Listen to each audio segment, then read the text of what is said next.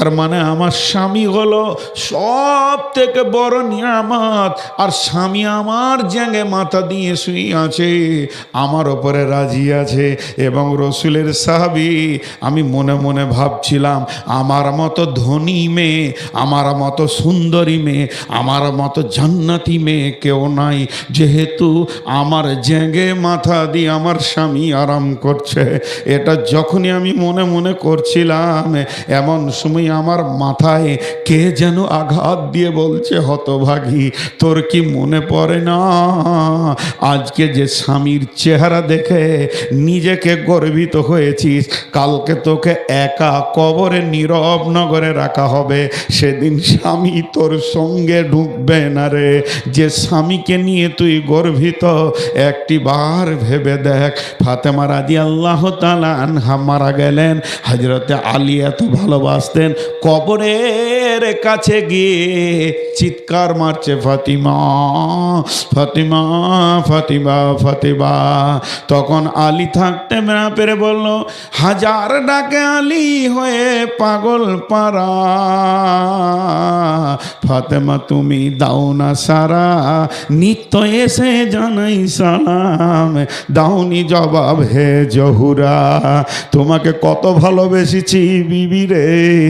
তখন থেকে পৃথিবীতে একবার ফাতেমা বলেছি, ঘুরে দাঁড়িয়ে তুমি আমার কাজ করে দিয়েছো, আমি আলীকে একটা কষ্ট দাওনি। আর আজকে আমি ফাতেমা ফাতেমা ফাতেমা বলে ডাকছি, তুমি একটি বারও জবাব দিছ না। আমি আলী পাগল পারা, ফাতেমা তুমি দাওনি সারা, নিত্য এসে জানাই সালাম, দাওনি জবাব হে জহুরা। এর নাম কবর। আজকে আমরা সেই বিবি, ওই বিবি আমার বিবি, একই বিবি।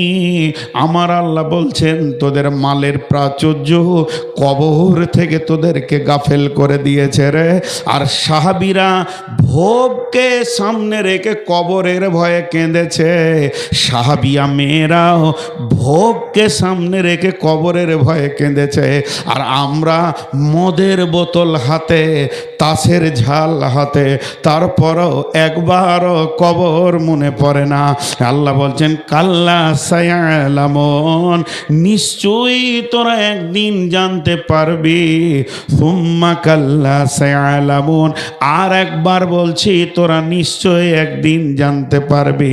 কাল্লা কাল্লা সায়ালামুন, কাল্লা লা তা'লামুন, জি কাল্লা লা তা'লামুন, সুম্মা কাল্লা তা'লামুন, কাল্লা লা তা'লামুন ইলমাল ইয়াকিন। যেদিন তোরা ইলমাল ইয়াকিন, যেদিন তোদের কবরে যাবে সেদিন চোখ খুলে যাবে। লাতারাবুন্নাল জাহিন, দুই চোখে তোরা আযাবকে দেখবি।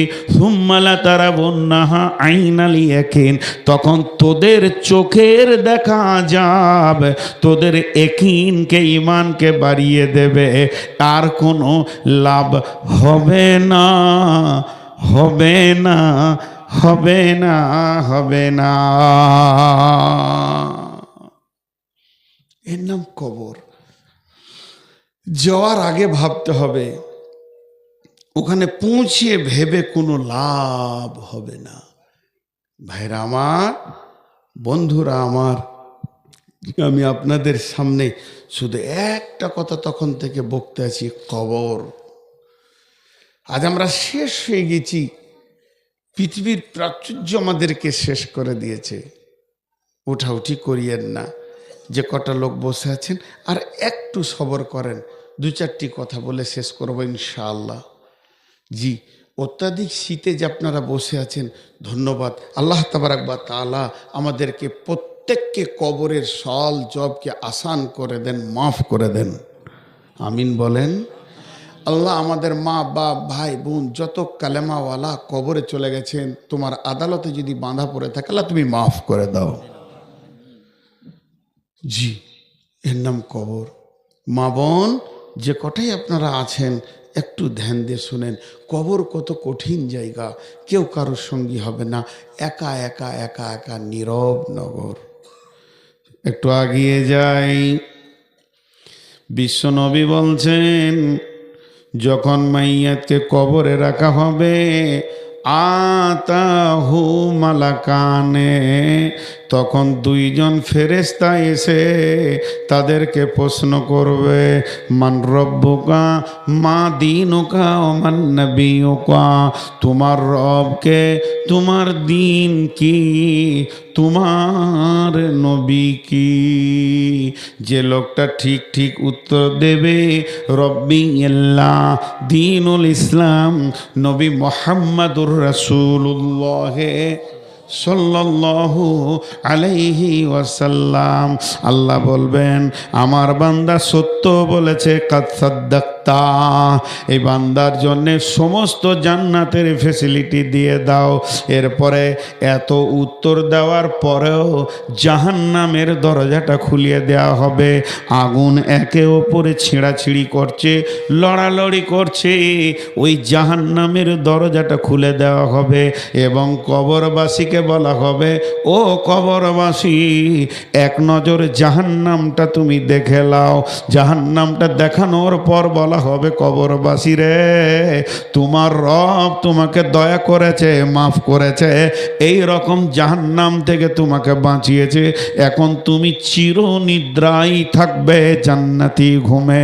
এরপরে জাহান্নামী যে হবে একটাও উত্তর দিতে পারবে না, হা আলা আদেরি, আমি তো কিছুই জানি না যে বলবে। ওই ব্যক্তির জন্যে জান্নাতের দরজাটা খুলে দেওয়া হবে আর ফেরেশতারা বলবে, হতভাগা বদনসিব রে, এই রকম জান্নাতে তোমার স্থান ছিল, শুধু তোমার বরবাদি আমলের কারণে তুমি কবরেতে জাহান্নামে চলে যাচ্ছ। হতভাগা, তোমাকে মাল এই কবর থেকে গাফেল করে দিয়েছিল। অতএব বন্ধু, ওইখানে খুলে দেওয়ার পর ওকে চির জাহান্নামের আযাবে দেওয়া হবে। জাহান্নামীদের জন্যে জাহান্নামের বিছানা বিছানো হবে এবং জাহান্নামের চাদর পরানো হবে, লেপ তোশক হবে, জাহান্নামের হালাতে তারা কবরে কাটাবে।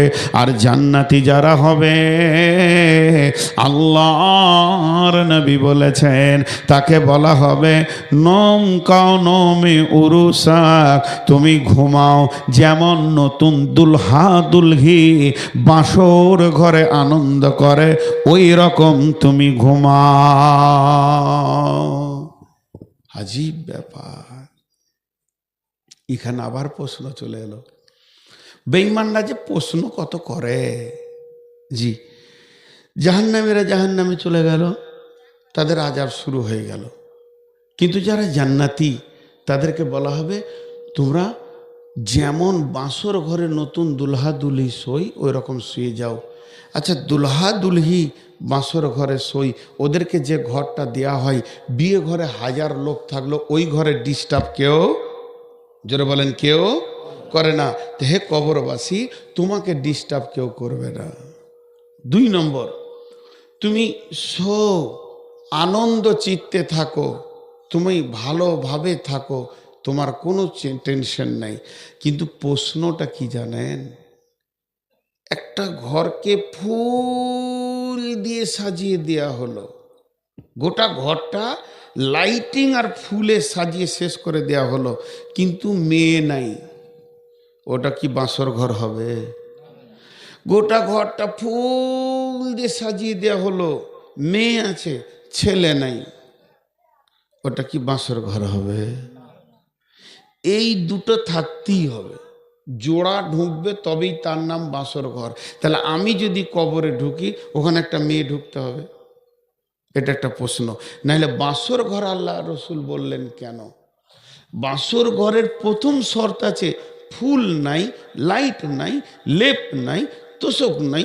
যদি একটা সঁপ আর বালিশ হয়, কিন্তু নতুন বউ যদি হয়, স্বামী হয়, তো ওটা বাসর ঘর হলো। কথা বুঝতে পেরেছেন কিনা? তাহলে কবরটা বাসর ঘর বললে কেন? তাহলে ওখানে মেয়ে দিতে হবে আর মেয়েদেরকে স্বামী দিতে হবে। কিন্তু একটা জিনিস বলি, মতো কা মানে মতো, কা উরুসা, বাসর ঘরের মতো, বাসর ঘর তো বলা হয়নি, মতোটা কি সঠিক হয়? জোরে বলেন, মতোটা সঠিক হয় না। কিন্তু আবার প্রশ্ন করছে, মতটা যদি সঠিক না হয় তো সঠিকের মতো তো হতে হবে। কীরকম বলেন তো? এইটা কোরআন, আর একটা কিতাব এরকমই আছে এই সাইজেরই, তো আপনি বলছেন কোরআনের মতো এই বইটা, কিন্তু কোরআন নয়। তো মতো মানে তাহলে সাইজটা তো মিলছে রে বাবা, বুঝতে পেরেছেন? মানে আবার কত ভেজাল টানছে। তাহলে মতো যদি হয় তো ওই দুটো জিনিস ওখানে দেখতে হবে। নিয়ে দুইজনার ভেজালকে মধ্যখানে আর একজনা মারছে। আমরা যখন মাদ্রাসায় পড়ি তো প্রশ্ন দিয়েছে আমাদেরকে শিক্ষকেরা পরীক্ষায়, যে রাসূলুল্লাহ সাল্লাল্লাহু আলাইহি ওয়াসাল্লাম আম্মাজান আয়েশা একজন দামি মহিলা, তিনি বলছেন যে আমি বলছি কেউ যদি বলে রসুল দাঁড়িয়ে পেচ্ছাপ করেছে তো সে ভুল বলছে, আমার হাবিব জীবনে দাঁড়িয়ে পেচ্ছাপ করেনি। বোঝাতে পারলাম? আবার আবু হুরায়রা বলছে রাসূলুল্লাহ সাল্লাল্লাহু আলাইহি ওয়াসাল্লাম দাঁড়িয়ে পেচ্ছাপ করেছেন। তাহলে ভেজাল লেগে গেল কি লাগলো না? তাহলে আসলে রাসূলুল্লাহ সাল্লাম যতদিন বাড়িতে পেচ্ছাপ করেছেন কোনোদিন দাঁড়িয়ে নয়, আর উনি করেছিলেন সেটা সফরে। কেন করেছিলেন? এই হাঁটুটা এত ব্যথা হয়ে গিয়েছিল, ওনার বসার ক্ষমতা ছিল না। ইচ্ছা করে করেনি, ওনার বসার ক্ষমতা ছিল না। মিলে গেল, ঝামেলা মিটে গেল। তো এরকম অনেক হাদিস আছে। তো এইটাকে মধ্যখান থেকে একজন কি করছে, আচ্ছা মেয়েরা যখন জওয়ান হয় তোরা স্বপ্ন দেখে কি দেখে না যে আমার বিয়ে হচ্ছে? আর হ্যাঁ না বলে না? দেখে। কি করে জানেন? আপনারা তো মেয়ে নন। আমাকে একজন প্রশ্ন করেছিল, এক মহিলা লিখে, যে আপনারা তো মেয়ে নন, তো মেয়েরা স্বপ্ন দেখে কিনা আপনারা কি করে জানেন? কোরআনে কোনো ভুল আছে? জোরে বলেন, ভুল আছে? তো কোরআন তো বলে দিয়েছে মেয়েরা স্বপ্ন দেখে। কোরআনে আছে না সূরা ইউসুফে, জুলাইখা স্বপ্ন দেখলে না ইউসুফের সঙ্গে বিয়ে হচ্ছে, আজিজে মিশরের সঙ্গে, ভেজাল চুকে গেল। একটা উদাহরণ আল্লাহ দিয়ে দিলেই হলো। তেমনি বেটা ছেলেরাও স্বপ্ন দেখে যে আমার বিয়ে হচ্ছে। দেখে কি দেখে না? হ্যাঁ। তো এর আবার দলিল কি? এর দলিল আল্লাহ রসুল আম্মাজান আয়েশাকে 3 বার দেখেছিলেন, 3 বার দেখেছিলেন। তাহলে স্বপ্ন দেখে। তো একজন বলছে শোনো, কবরে যখনও ঘুমিয়ে যাবে ওকে বলা হবে নম, মানে তুমি শো, ঘুমিয়ে যাও। কানমে ওরু সাকে, যেমন নতুন দুলহা ঘুমায়।